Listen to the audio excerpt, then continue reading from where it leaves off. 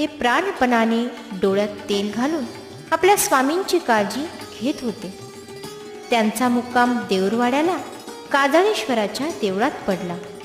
ह्या ठिकाणी सेवकांनी हरिपाळ देवाला आपल्या दोघांच्या मध्ये झोपविले.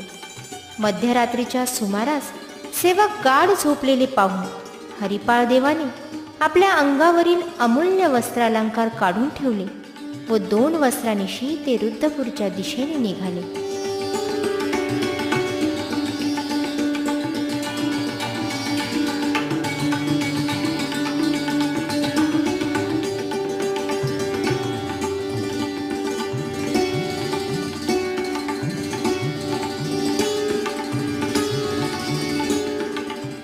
आपल्या विश्वासू सेवकांना चुकांडी देऊन ते 2 वस्त्रांनिशी रुद्धपूरच्या हलवाई गल्लीत ह्या ठिकाणी आले. तेव्हा या ठिकाणी